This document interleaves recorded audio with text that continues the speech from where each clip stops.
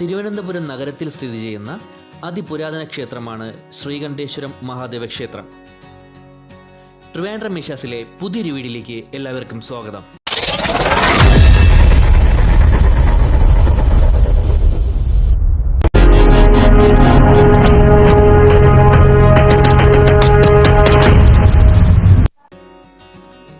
പരബ്രഹ്മസ്വരൂപനും പരമാത്മാവും മൃത്യുവിജയിയുമായ ഭഗവാൻ ശ്രീ പരമേശ്വരനാണ് ഇവിടുത്തെ പ്രധാന പ്രതിഷ്ഠ.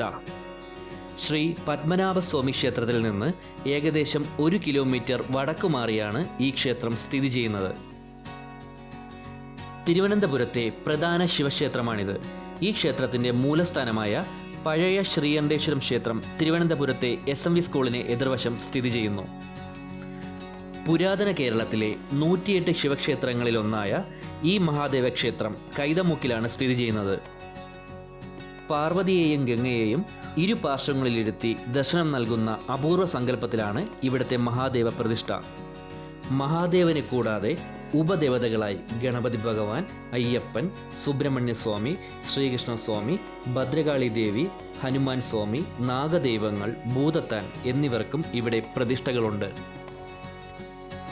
ഇനി നമുക്ക് ക്ഷേത്രത്തിൻ്റെ ഐതിഹ്യത്തിലേക്കൊന്ന് പോകാം. വഞ്ചിയൂർ അത്തിയറ മഠത്തിലെ തപസ്വിയായ ഒരു പോറ്റി പഴയ ശ്രീകണ്ഠേശ്വരം ക്ഷേത്രത്തിൽ ജപിച്ചുകൊണ്ടിരിക്കുകയായിരുന്നു.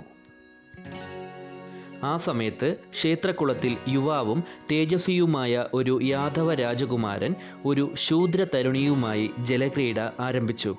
പിന്നീട് അവളുടെ ആഗ്രഹത്തിനെതിരായി അവളെയും ചുമലിലേറ്റി രാജകുമാരൻ ക്ഷേത്രത്തിനുള്ളിൽ കടന്ന് സംഭോഗത്തിന് മുതിർന്നു. തരുണിയുടെ ദീനരോധനം കേട്ട് അത്തിയറ പോറ്റി അവളുടെ സഹായത്തിനെത്തുകയും രാജകുമാരനെ ശപിക്കുകയും ചെയ്തു. രാജകുമാരൻ്റെ അരയ്ക്ക് കീഴ്പോട്ട് കുതിരയുടെ ഉടലാകട്ടെ എന്നും അദ്ദേഹം അനവധി വർഷങ്ങൾ അടിമയായി പോകട്ടെ എന്നുമായിരുന്നു പോറ്റിയുടെ ശാപം. രാജകുമാരൻ പോറ്റിയുടെ പാദങ്ങളിൽ വീണ് മാപ്പിരന്നു. രാജകുമാരൻ പുതിയ രൂപത്തിൽ 10 വർഷം ജീവിക്കുമെന്നും ആദ്യ 9 വർഷം അടിമത്തം അനുഭവിച്ച ശേഷം 10ാമത്തെ വർഷം ശ്രീകണ്ഠേശ്വര കൃപയാൽ മോക്ഷം പ്രാപിക്കുമെന്നും മഹാബ്രാഹ്മണൻ അരുൾ ചെയ്തു. 4 കാലുള്ള കുതിരയുടെ ഉടലും കുതിരയുടെ കഴുത്തിൻ്റെ സ്ഥാനത്ത് രാജകുമാരൻ്റെ അരയ്ക്കു മേലോട്ടുള്ള ശരീരവും ഇതായിരുന്നു ശാപത്തിന് ശേഷമുള്ള രൂപം. ഈ രൂപവും അതിസുന്ദരം തന്നെയായിരുന്നു. എങ്കിലും ഹൃദയം തകർന്ന അദ്ദേഹം കൊട്ടാരത്തിലേക്ക് മടങ്ങിപ്പോകില്ലെന്ന് ശപഥം ചെയ്തു. അദ്ദേഹത്തിൻ്റെ പുതിയ രൂപം കണ്ട മാത്രയിൽ തന്നെ തരുണി പ്രണയാതുരയായി. രാജകുമാരൻ തരുണിയുടെ സഹോദരനെ കണ്ട് അവളെ വിവാഹം കഴിക്കാനുള്ള അനുവാദം ചോദിച്ചു.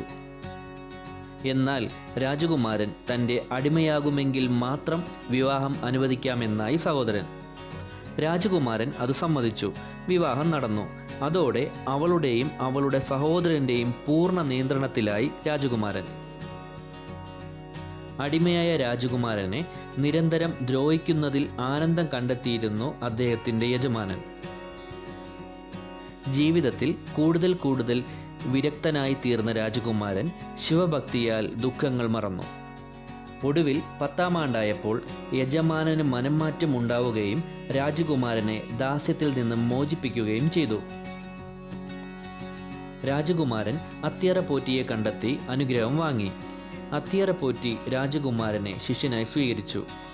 രാജകുമാരൻ ശ്രീകണ്ഠേശ്വരനെ കാമേശ്വര ഭാവത്തിൽ ഉപാസിച്ചു. അദ്ദേഹത്തിൻ്റെ ഭക്തിയിൽ പ്രസാദിച്ച ശ്രീകണ്ഠേശ്വരൻ ലളിതാദേവിയോടൊപ്പം അദ്ദേഹത്തിൻ്റെ മുമ്പിൽ പ്രത്യക്ഷനാവുകയും മോക്ഷം നൽകി അനുഗ്രഹിക്കുകയും ചെയ്തു. ഏകദേശം 700 വർഷങ്ങൾക്ക് മുമ്പ് പഴയ ശ്രീകണ്ഠേശ്വരം ക്ഷേത്രത്തിലെ കഴകക്കാരിയായ ഒരു സ്ത്രീ തൻ്റെ കലവും ചൂലും പുതിയ ശിവക്ഷേത്രം ഇരിക്കുന്ന സ്ഥലത്ത് പതിവായി വയ്ക്കുമായിരുന്നു. ഒരു ദിവസം രാവിലെ ജോലി ചെയ്യാനായി കലമെടുക്കാൻ ശ്രമിച്ചപ്പോൾ അത് എടുക്കാൻ കഴിഞ്ഞില്ല. വളരെ ശക്തി ഉപയോഗിച്ച് കലം പൊക്കാൻ ശ്രമിച്ചപ്പോൾ അതിൻ്റെ അടിയിലുണ്ടായിരുന്ന കല്ലിൽ ചോര പുരണ്ടിരിക്കുന്നതായി കണ്ടു. ആ കല്ലിന് ശിവലിംഗ രൂപമായിരുന്നു. സ്ത്രീ കണ്ട ഈശ്വരനായതിനാൽ ശ്രീകണ്ഠേശ്വരം എന്ന പേരു വന്നുവെന്നാണ് വിശ്വാസം. പൂജാവിധികൾ മറ്റ് ക്ഷേത്രത്തിലേതുപോലെയാണെങ്കിലും ഇവിടെ പൂജകളിൽ പ്രധാനം അഭിഷേകം, ജലധാര, ക്ഷീരധാര എന്നിവയ്ക്കാണ്.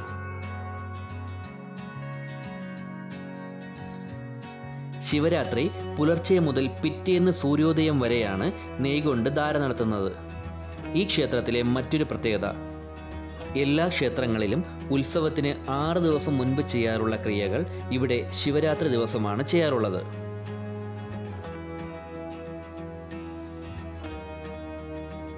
നൂറ്റിയെട്ട് കുടം വെള്ളമോ പാലോ നിരന്തരം ശിവലിംഗത്തിൽ വീണുകൊണ്ടിരിക്കുന്നതാണ് ധാര. ഇവിടെ എല്ലാ ദിവസവും 3 ശീവേലികൾ പതിവുണ്ട്. ഈ ക്ഷേത്രത്തിൽ 41 ദിവസം രാവിലെ കുളിച്ച് നിർമാല്യം തൊഴുത് ഭജനമിരിക്കുന്നവർക്ക് എന്ത് ആഗ്രഹവും സാധിക്കുമെന്നാണ് വിശ്വാസം. ഇത് വിശ്വാസം മാത്രമല്ല, ഒരുപാട് ഭക്തർ ഇതിന് സാക്ഷിയാണ്. ധനുമാസത്തിലാണ് ശ്രീകണ്ഠേശ്വരം ക്ഷേത്രത്തിൽ ഉത്സവം കൊടിയേറുന്നത്. 10ാം ദിവസമായ തിരുവാതിര ദിവസമാണ് ഇവിടത്തെ ആറാട്ട്. ധനുവിലെ പൂത്തിരുവാതിര മഹോത്സവം ചേർന്നുള്ളതാണ് ഇവിടത്തെ ഉത്സവം. ശിവപ്രധാനമായ എല്ലാ ആഴ്ചകളിലെയും ഞായർ, തിങ്കൾ, പ്രദോഷവ്രതം, ശനി തുടങ്ങിയവയാണ് പ്രധാന ദിവസങ്ങൾ. ശ്രീകണ്ഠേശ്വരം ക്ഷേത്രത്തിൽ ആരാധന നടത്തിയാലുള്ള പ്രധാന ഗുണങ്ങൾ: ആരോഗ്യം, സമ്പത്ത്, ദീർഘായുസ്, വിവാഹം, സന്തതി, മാനസിക സമാധാനം എന്നിവയ്ക്കായി ഭക്തർ ദേവതകളെ ആരാധിക്കുന്നു. മൃത്യുഞ്ജയ അർച്ചന, ജലധാര, പിൻവിളക്ക്, മൃത്യുഞ്ജയ ഹോമം, കൂവളമാല സമർപ്പണം എന്നിവ ശിവഭഗവാന് പ്രത്യേക വഴിപാടുകളാണ്. തിരുവിതാംകൂർ രാജകുടുംബത്തിൻ്റെ പ്രധാന ആരാധനാ കേന്ദ്രങ്ങളിലൊന്നായ ഈ ക്ഷേത്രം ഇപ്പോൾ തിരുവിതാംകൂർ ദേവസ്വം ബോർഡിൻ്റെ കീഴിലാണുള്ളത്.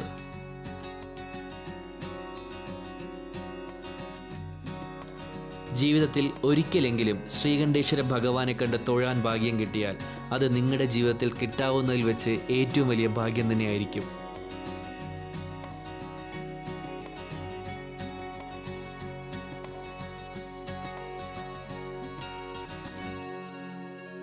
ഞങ്ങൾ ഫാമിലിയായിട്ട് വന്ന് ശ്രീകണ്ഠേശ്വര ഭഗവാനെ കൺകുളിർക്കെ കണ്ട് തൊഴുതു. അതിനുശേഷം ഞങ്ങൾ പുറത്തേക്കിറങ്ങി. അപ്പോൾ വിസ്മയിപ്പിക്കുന്ന ഒരു കാഴ്ച കണ്ടു. അവിടെ ആയിരക്കണക്കിന് പ്രാവുകളുണ്ട്. അതിന് സ്ഥിരമായി ആഹാരം കൊടുക്കുന്ന ഒരുപാട് ആൾക്കാരുണ്ട്. നിങ്ങളും ഈ അമ്പലത്തിൽ വരുന്നവരാണെങ്കിൽ കുറച്ച് അരിയോ ഗോതമ്പൊക്കെ കൊണ്ട് ഈ മിണ്ടാപ്രാണികൾക്ക് കൊടുത്താൽ അത് ജീവിതത്തിൽ ചെയ്യാവുന്നതിൽ വെച്ച് ഏറ്റവും വലിയ പുണ്യപ്രവൃത്തിയായിരിക്കും.